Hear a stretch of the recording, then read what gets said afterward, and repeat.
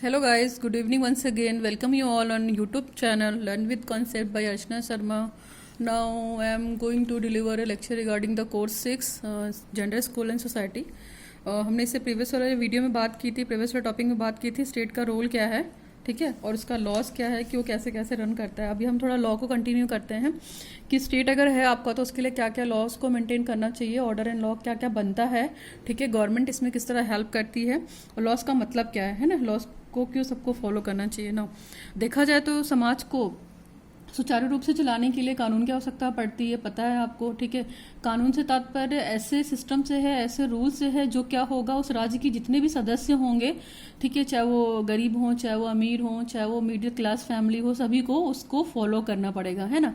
जितने भी लॉज बनाएगा स्टेट गवर्नमेंट अपने नागरिकों के लिए. तो किसी भी राज्य की अगर सफलतापूर्वक कंडक्शन की अगर हम बात करते हैं तो जो रिक्वायरमेंट या नीड होती है वो स्पेशली लॉज की होती है. अगर लॉज नहीं होगा तो हमारा स्टेट अच्छे से रन नहीं कर सकता है, चाहे वो छोटे से छोटा राज्य हो, चाहे वो बड़े से बड़ा राज्य हो. तो हमें स्टेट को कंडक्ट कराने के लिए प्रॉपर वे में, ठीक है.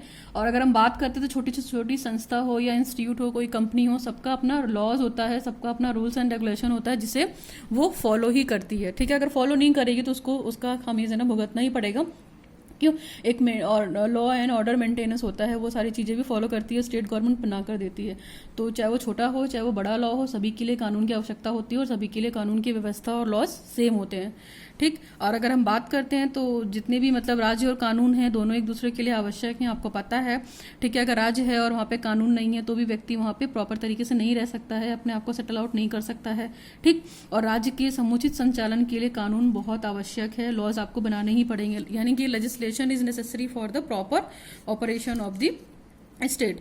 नाउ अगर हम करंट में बात करते हैं तो मैंने बात की थी कि आपको पता है इंडिया डेमोक्रेटिक कंट्री है जहाँ पे आपको हर तरह का बोलने का, सोचने का, कुछ भी करने का सीधा सीधा राइट्स है ना. कॉन्स्टिट्यूशन हमारा ये कहता है कि आप किसी की आप अपने अधिकारों का उपयोग करिए, चाहे वो संपत्ति का हो, चाहे वो कानून का अधिकार हो, ठीक है, चाहे वो नागरिकता का अधिकार हो. आप सातों लॉ को, सात जितने भी आपके अधिकार हैं आप उन्हें फॉलो कर सकते हैं, ठीक है. उस पर आपको कोई इंटरफेयर नहीं करेगा, कोई रोकेगा टोकेगा नहीं, क्योंकि इसकी परमिशन कॉन्स्टिट्यूशन आपको देता है. यानी कि कॉन्स्टिट्यूशन भी क्या है, कॉन्स्टिट्यूशन ने भी वही काम किया है, बहुत सारे लॉज बना दिए हैं, ठीक है, आपके वेलविशर के लिए. हाँ, इन लॉज में जब भी कभी अमेंडमेंट होता है कॉन्स्टिट्यूशन में तो मतलब चेंजेस भी होते हैं, ठीक है. वो चेंजेस आपके वेलविशर के लिए, जैसे डायरेक्टिव एलिमेंट की बात करते हैं तो अगर भारत में जो नीति निर्देशक तत्व बनाए जाते हैं उसमें बहुत सारे मॉडिफिकेशन किए गए हैं एज पर योर कन्वीनियंट, कि हाँ ये चीज़ पहले से बेटर हो सकती है. और चूंकि हमारा कॉन्स्टिट्यूशन फ्लेक्सिबल है, रिजिड नहीं है, तो हम उसमें चेंजेस ला सकते हैं, है ना, उसमें मॉडिफिकेशन कर सकते हैं, उसको ख़त्म नहीं कर सकते हैं. तो ये तो था हमारा लॉ, ठीक. और अगर हम लॉ के बारे में अगर हम और भी बात करते हैं तो देखा जाएगा कि हर अपना स्टेट अपने लॉ को फॉलो करता है, ठीक. हर स्टेट ये कोशिश करता है कि उतने उसके उस स्टेट के जितने भी रूल्स, रेगुलेशन और लॉज बनाए गए हैं उसमें जो व्यक्ति रह रहे हैं उसको फॉलो करें. यानी कि देखा जाए तो राज्य के समुचित संचालन के लिए कानून की आवश्यकता है. करंट टाइम में अगर हम बात करते हैं तो बहुत इफेक्टिव एजेंसी है और बहुत इफेक्टिव रोल है, ठीक है, स्टेट का लॉ को मेंटेन करने के लिए. तो यानी कि राज्य के द्वारा जो कानून बनाए गए हैं उसकी इफेक्टिवनेस वहाँ पे रहने वाले व्यक्तियों पे पड़ता है, ठीक है. व्यक्ति जितने अच्छे से लॉज को फॉलो करेगा आप उसका स्टेट उतना वेल डेवलप्ड होगा, वेल इफेक्टिव होगा, है ना, कि डेवलपिंग नहीं होगा, डेवलप्ड होगा.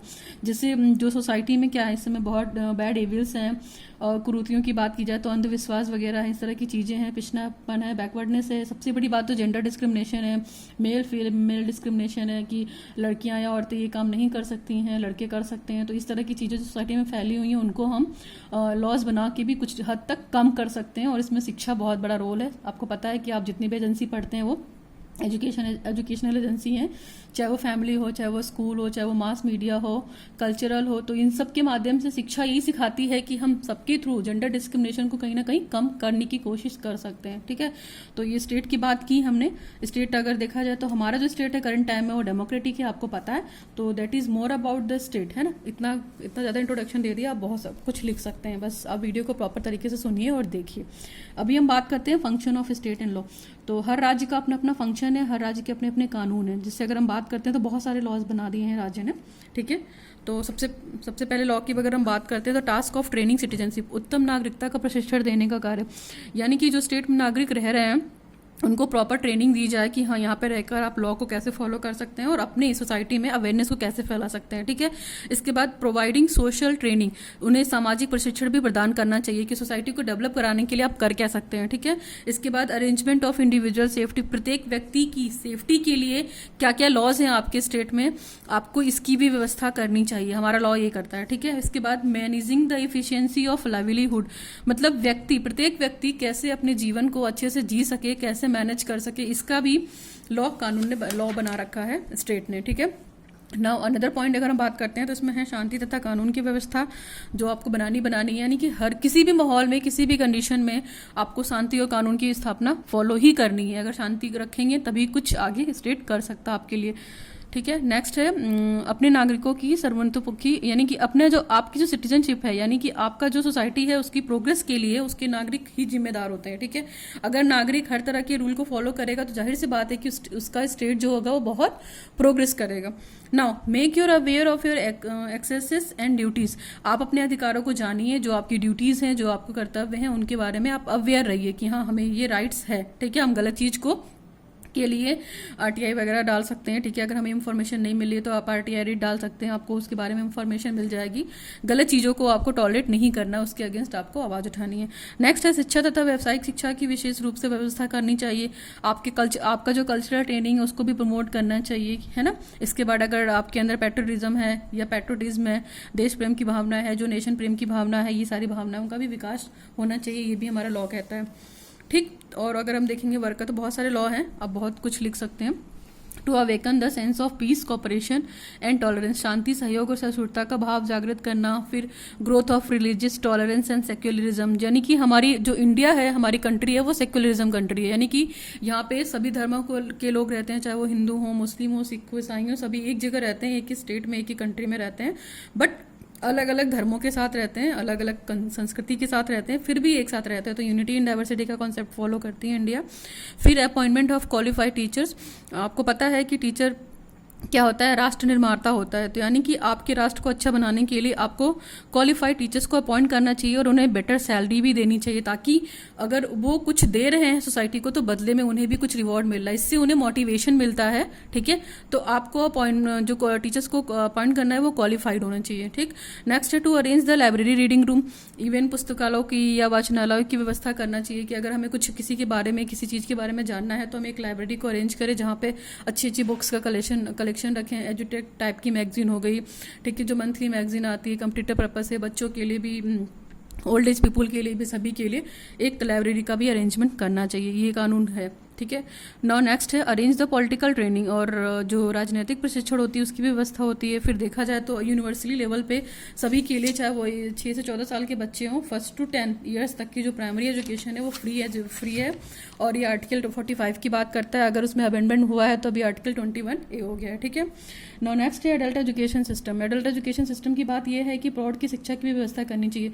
कुछ प्रौढ़ या कुछ एडल्ट बंदे ऐसे होते हैं या पीपल ऐसे लोग हैं जो अपने कमाने की वजह से या जॉब की वजह से पढ़ाई नहीं कर पा रहे हैं, तो वो उनके लिए नाइट में क्लासेस लगाई जाएं कि वो भी कुछ सीख सकें, है ना, शिक्षा के माध्यम से। और जो हमारे स्पेशल एफर्ट किसके लिए होते हैं, माइनॉरिटीज़ पीपल के लिए, तो जो बैकवर्ड हैं, जो हर तरह की सुख सुविधाओं से भी वंचित हैं, शिक्षा से भी वंचित हैं, तो उन तक शिक्षा पहुंचाई जाए। जो डिजेबल्ड बंदे हैं, वुमेन हैं, है ना, बैकवर्डनेस हैं, तो वुमेन एम्पावरमेंट को लाया जाए, उन्हें भी थोड़ा सा वो एफर्ट करके शिक्षा में लाया जाए, और वो अगर उन्हें शिक्षित करेंगे तो आपकी सोसाइटी भी शिक्षित होगी, ठीक है। नेक्स्ट है एंड कास्ट डिस्क्रिमिनेशन, यानी कि जो कास्ट एंड क्रीड का डिस्क्रिमिनेशन को खत्म किया जाए कि ये हिंदू है, ये मुस्लिम है, ठीक है। शादी के टाइम पे ये सब सारी चीज़ें बहुत होती हैं, इंटरकास्ट मैरिज नहीं हो सकती, तो इस तरह की चीज़ों को भी थोड़ा थोड़ा कम करना चाहिए by the education. Now state of laws establishment, कानून का राज स्थापित होता है, ठीक है।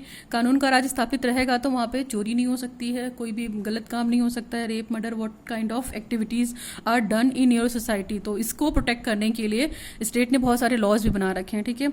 नेक्स्ट है आपका रिमूविंग सोशल बैरियर्स। आपकी सोसाइटी अगर ग्रो कर रही है तो बहुत सारे बैरियर्स ऑटोमेटिक आते हैं, तो उन बैरियर्स से आपको घबराना नहीं है, ठीक है, और वो डीमोटिवेट भी नहीं होना है, आप मोटिवेट होकर अपना काम करिए, वो चीज़ें खत्म हो जाएंगी, ठीक है। नाउ नेक्स्ट है moral and characteristic rising the individual. प्रत्येक व्यक्ति का जो मॉरल कैरेक्टर है, ठीक है, उसको डेवलप कराना चाहिए। अगर हम बहुत अच्छे हैं और हमारा कैरेक्टर अच्छा नहीं है तो हम अपनी लाइफ से कुछ भी नहीं सीख सकते, ठीक है। यानी कि कैरेक्टर डेवलपमेंट बहुत ज़रूरी है। अगर गांधी जी की बात की जाए तो ओवरऑल कैरेक्टर डेवलपमेंट की बात ही करते हैं ना। व्यक्ति मन से, बुद्धि से और साथ से क्या हो, डेवलप्ड हो, यानी कि उसका चरित्र निर्माण नहीं होगा तो व्यक्ति नहीं रहेगा, पशु लगेगा। नेक्स्ट है stabilize a society based on equity and justice. आपको पता है कि जो लॉ बन रहा है वो सभी के लिए सेम है ना, सोसाइटी में जो भी बंदे रह रहे हैं। फिर इसके बाद है work of conservation of object and building etcetera of the culture importance, यानी कि संस्कृति की जो इंपॉर्टेंस है, जो हमारे जैसे मॉन्यूमेंट्स वगैरह की बात करते हैं, कल्चरल बिल्डिंग वगैरह है, तो इनको क्या करना है, इनको प्रोटेक्ट करना है। काफ़ी टाइम पहले की बनी हुई है तो इनको आप रिपेयर कराइए, क्योंकि ये सिखाती हैं कि हमारा कल्चर पास्ट में कैसा था और उसकी रिस्पेक्ट हमें कैसे करनी है।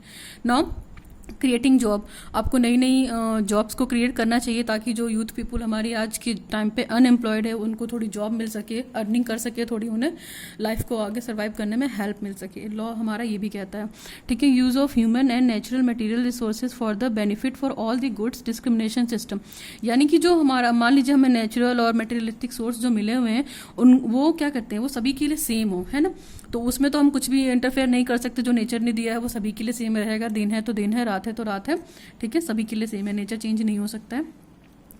नाउ नेक्स्ट है industrial and technical development work. आप अपनी सोसाइटी को ग्रो कराने के लिए अच्छी अच्छी इंडस्ट्रीज को इनवाइट कीजिए, है ना। टेक्निकल प्रोग्राम चलाइए, उससे रिलेटेड अवेयरनेस प्रोग्राम चलाइए ताकि लोगों को इसके बारे में ज्ञान मिले। Now establishment of higher quality research and education institute.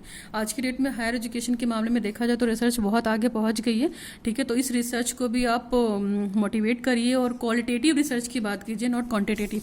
Research कम होगी तो भी चलेगा बट उसकी क्वालिटी मेंटेन रखनी चाहिए, ठीक है। हायर एजुकेशन की संस्था में बहुत सारे पॉइंट्स हैं आप कंसीडर कर सकते हैं। कानून के द्वारा व्यक्तियों में न्याय की भावना तथा न्याय के प्रति आदर की भावना का विकास होना चाहिए। शोषण की समाप्ति का भी कार्य होना चाहिए, यानी कि जो एक्सप्लॉयटेशन होता है ना उस चीज़ को भी आपको क्या करना चाहिए, अगेंस्ट होना चाहिए। अगर आपके साथ कोई ऐसा कर रहा है तो आप उसे अपोज कीजिए, है ना। उस चीज़ को अगर आप टॉलरेट करेंगे तो वो नेक्स्ट टाइम फिर से ट्राई करेगा। नेक्स्ट है स्टेबलाइजमेंट ऑफ फेडरल सोसाइटी। जो भावमुक्त समाज है उसको भी आपको डर के नहीं जीना है। क्यों? क्योंकि आपकी सेफ्टी के लिए, आपके प्रोटेक्शन के लिए लॉज बने हुए हैं, स्टेट ने बना दिए हैं, ठीक है। Discharge and importance role of implementing the rule made by the state के द्वारा बहुत सारे नियमों को करंट टाइम में इम्प्लीमेंट भी कर दिया गया। लेडीज़ की अगर बात करते हैं तो अगर लेडीज़ रात में नहीं निकल सकती है तो उसके जो कम्युनिटी है वहाँ पे जहाँ पे भी इस तरह की रेप की घटनाएं हो रही हैं, जो भी प्लेस है जो रेड जोन में इस टाइप में आता है कि यहाँ पे इस तरह की एक्टिविटी या घटनाएं बहुत ज़्यादा होगी, तो वहाँ पे सीसीटीवी कैमरा वगैरह लगा सकते हैं आप, ठीक है। उससे प्रोटेक्ट कर सकते हैं। जो हेल्पलाइन नंबर होते हैं पुलिस स्टेशन या चौकी पे पोस्ट कर देने चाहिए बड़े बड़े अक्षरों में, ताकि लोगों को थोड़ा सा पता चले कि हाँ यहाँ पे यही सुविधाएं हैं। कुछ लोगों को पता ही नहीं होता है, ठीक है। In the view of law rich and poor all are goods are providing the proper justice. कानून की दृष्टि में देखिए, ना कोई अमीर है ना कोई गरीब है, सभी समान है ना। तो सभी के लिए न्याय की प्रॉपर व्यवस्था की गई है हमारे कॉन्स्टिट्यूशन में, ठीक है। Now subtle disputes and promise. और सटल डिस्प्यूट इन द मतलब कि जो डिबेट या इस तरह की इश्यूज होते हैं, हमारे डिस्प्यूट होता है हमारे सोसाइटी में छोटे छोटे को लेकर, तो वो पुलिस स्टेशन में उसकी कंप्लेन जाती है। तो इस तरह की चीज़ों को फटाफट निपटाइए, आप उसको शॉर्ट आउट करिए, उसका कोई रास्ता निकालिए, मार्क्स निकालिए, ठीक। ये तो था हमारा फंक्शन देखा जाए तो लॉ का, ठीक है ना। लॉ किस तरीके से जैसे इम्प्लीमेंट होते हैं आपके सोसाइटी में। और अगर हम अदर वे में बात करते हैं तो in this way the field of work of state and law is highly expanded. Like अगर देखा जाए तो हम थोड़ा अगर हाई लेवल पे देखेंगे तो पर्टिकुलर लॉ क्या है, पर्सनल लाइफ ऑफ इंडिविजुअल, जो व्यक्ति का व्यक्तिगत जीवन है उसको इनकरेज करे, सोशल लाइफ को प्रमोट करे, कल्चर लाइफ को प्रमोट करे। फिर इकोनॉमिकल लाइफ होगी, आपकी लिटरेचर लाइफ होगी, ठीक है। एजुकेशनल एरिया है। तो ये मेन एरिया हैं जिन्हें प्रमोट करके हमारा स्टेट क्या कर सकता है, हमारा स्टेट ऑर्डर एंड लॉ को मेंटेन कर सकता है। इसके बाद अपने स्टेट को अच्छा बनाने के लिए वो बहुत सारे इंप्लीमेंटेशन प्रोग्राम भी चला सकता है, ठीक है। तो इसमें मैंने बात की कि आप लेडीज़ को पीछे नहीं छोड़ सकते, वुमेन्स को पीछे नहीं छोड़ सकते। यानी कि जो लेडीज़ शिक्षा से वंचित हैं, बैकवर्ड हैं, उन तक एजुकेशन नहीं पहुंच पा रही है, उनकी फैमिली किसी भी रीज़न की वजह से उन्हें पढ़ा नहीं पा रही है, तो उनमें जाकर आप अवेयरनेस प्रोग्राम को फैलाइए कि हाँ बहुत ज़रूरी है लड़कियों का भी शिक्षित होना जितना कि बॉयज़ का, ठीक।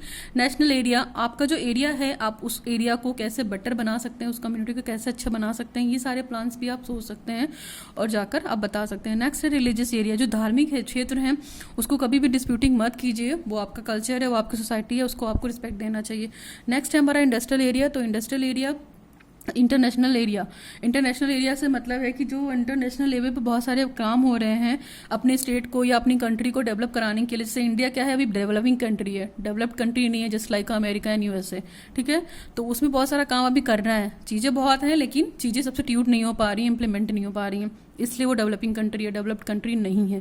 फैसिलिटी नहीं है, बहुत सारी कम है, लेकिन ठीक है, बेटर होगा। साइंटिफिक अगर अप्रोच की बात करते हैं तो साइंटिफिक एरिया भी वेल डेवलप्ड होना चाहिए, टेक्निकल एरिया भी वेल डेवलप्ड होना चाहिए सभी के लिए। ठीक, जस्टिस एरिया यानी कि अगर कुछ कांड हो जाता है या कुछ इशू हो जाता है तो उसके लिए जस्टिस की व्यवस्था होनी चाहिए। ये नहीं कि यहाँ पे इतने सारे मैटर या डिस्प्यूट हो गए बट उसको सॉल्व करने के लिए ना तो वहाँ पे पुलिस स्टेशन में कोई है ना पर्टिकुलर कोई बंदा कंप्लेन लिख रहा है। ना लास्ट है हमारा ह्यूमनिस्टिक एंड इमोशनल एरिया। तो जो अगर मानव है तो मानव के अंदर इमोशन होंगे, अगर हमारे अंदर इमोशन नहीं होंगे तो हम मनुष्य नहीं रहेंगे। ठीक है, तो इस तरह की चीज़ें। अभी थोड़ा सा ये reinforcing gender parity versus state and law देख लेते हैं, यानी कि जो लैंगिक समानता की सुदृढ़ता है राज्य और कानून को लेकर, ये नेक्स्ट स्टेज में है। तो यहाँ पे हम ये देखेंगे कि हमारा सेक्स रेशियो क्या है। ठीक है, जैसे sex ratio in the different religion, जो आपका ये स्टेट है, स्टेट वाइज बात करेंगे यहाँ पे। तो बहुत सारे स्टेट हैं हमारे टोटल, मैं यहाँ पे 35 स्टेट के बारे में बता रही हूँ। ये डेटा 6-7 साल पहले का है, अभी करंट में काफ़ी चेंजेस होंगे, मैनिपुलेट होंगे, तो आप नेट से देख सकती हैं। बाकी कुछ चीज़ें आपको हेल्प करेंगी। ठीक है, नाउ यहाँ पे जो लिस्ट है मेरे पास स्टेट और यूनियन एंड टेरिटरी, तो ये जो हमारा स्टेट है, इधर स्टेट लिखा है, यहाँ पे नंबर ऑफ वुमेन्स लिखा है, लेकिन जो ये नंबर ऑफ वुमेन्स की कैटेगरी जो लिखी है, जो नंबर लिखा है वो पर 1000 पीपुल है, यानी कि अगर 883 वुमेन है वहाँ पे तो किस में उतने ज़्यादा वहाँ पे 1000 मेल है, यानी कि पर 1000 मेल पे इतनी फीमेल है वहाँ पे। ठीक है, तो आप देख लीजिए। जम्मू एंड कश्मीर की बात करते हैं तो यहाँ पे 883 हो गया, यानी कि 883 हो गया। फिर हिमाचल प्रदेश की बात करते हैं तो 974 हो गया। पंजाब की बात करते हैं तो 893 है। छत्तीसगढ़ की बात करते हैं तो 818 है। उत्तराखंड की अगर हम बात करते हैं तो 963 है। हरियाणा की बात करते हैं तो 877 है। हरियाणा की कंडीशन भी बहुत ख़राब है, इवन राजस्थान की भी देखी जाए तो एक तरीके से। ठीक है, इसके बाद दिल्ली में भी यही सारी चीज़ें हो गई हैं, 866 है। फिर राजस्थान की बात करते हैं तो 926 है ना, 926 है। फिर उत्तर प्रदेश की बात करते हैं तो 908 है। ठीक है, ये पर 1000 मेल है, अगर 908 वहाँ पे फीमेल है तो 1000 मेल है। तो यानी कि जो 1000 की कंप्लीटली करनी है वो कैसे कंप्लीट होगी। ठीक है, उसके लिए स्टेट ही कुछ कर सकती है, लॉज बना के जो फीमेल फीटस की भ्रूण में हत्या हो रही है, इस तरह की चीज़ें नहीं होनी चाहिए, इस पर बिल्कुल बैन लग देना चाहिए। ठीक है, और बैन लगा भी हुआ है, कानून इसके लिए बहुत सख्त बनाए गए हैं, आप नहीं करवा सकते हैं। ठीक है, अगर आप इसमें इन्वॉल्व हैं या आपको कुछ भी है कंसिडर करेंगे तो आपको इसके लिए बहुत बड़ी पनिशमेंट दी जाएगी by the law and state. Next है हमारा बिहार में अगर बात करते हैं तो यहाँ पे 916 है। सिक्किम की बात करते हैं तो 889 है। ठीक है, अरुणाचल प्रदेश की बात करते हैं तो 920 है, यहाँ पे बेटर है।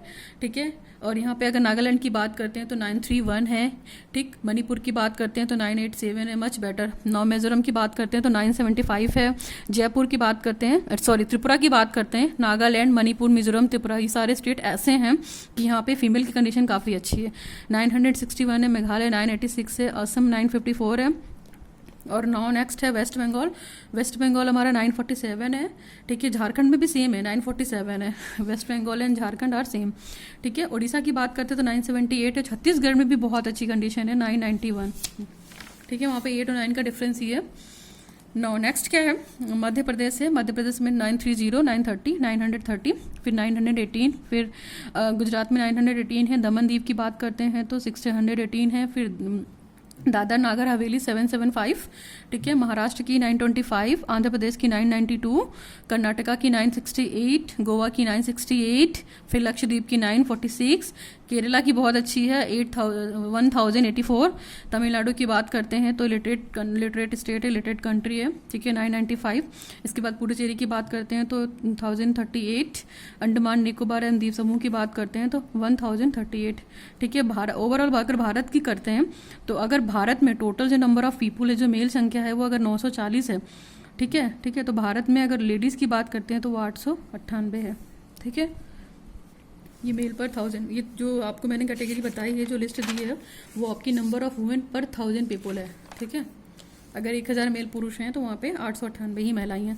नाउ लास्ट इसका थोड़ा सा डिस्कस कर लेते हैं। Consequences of the determining the sex ratio and discriminatory behaviour in the women are so follows, यानी कि लिंग रेशियो या सेक्स रेशियो जो बिगड़ चुका है स्त्री और पुरुषों के भेदभाव व्यवहार के कारण, तो उसके सारे बहुत सारे आपके सामने चैलेंजेस आ जाते हैं। तो उन चैलेंजेस को के लिए स्टेट ने क्या किया है, challenges before the state and law. तो राज्य के सामने बहुत सारी चुनौती है कि इसको वो कैसे ख़त्म करे, ठीक है। एक बार में ख़त्म नहीं कर सकते। ट्रीट द सोशल ऑर्डर, जो हमारी सामाजिक व्यवस्था है उस पर बहुत बड़ा खतरा है। जाहिर सी बात है, जब लेडीज़ नहीं रहेंगी तो आगे सोसाइटी कैसे रन करेगी, ठीक है। Danger on the institution like marriage, जैसे विवाह जैसी संस्था की बात करते हैं तो विवाह जैसी संस्था कैसी होंगी जब 1000 पीपुल पे 800 कुछ ही महिलाएं हैं, ठीक है, बाकी क्या वैसे बैठे रहेंगे, तो ये सारी चीज़ें भी इशू होंगे। फिर इंक्रीजेज इन द इंक्रेस्ट इंसिडेंट, जो व्यभिचारी की घटनाएं में वृद्धि होती है, ये सारी चीज़ें भी हैं।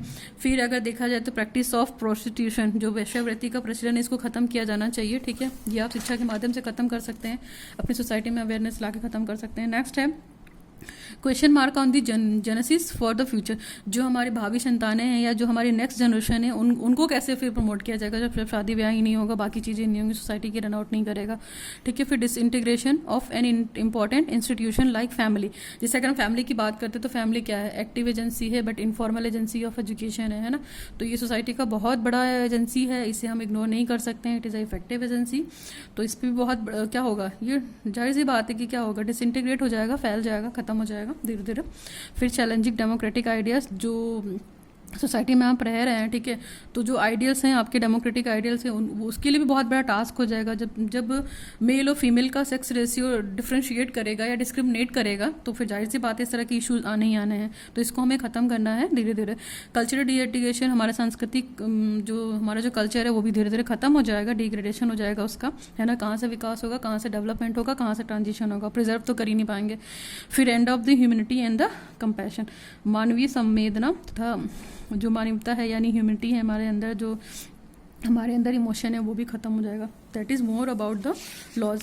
मैंने यहाँ पे लॉ एंड स्टेट कंप्लीट कर दिया है। अगर आपको लॉ स्टेट में कोई भी प्रॉब्लम हो तो you can comment me on the comment section and please like share subscribe my video, ठीक है। अगर कुछ भी दिक्कत है तो आप मुझे कमेंट करिए, व्हाट्सएप पे मैसेज कर सकती हैं, मैंने अपना मेल आईडी भी दे रखा है, आप मुझे मेल भी कर सकती हैं, ठीक है। अगर आपको वीडियो अच्छा लगे तो please like share and subscribe कीजिए। Thanks for watching the video, that's all about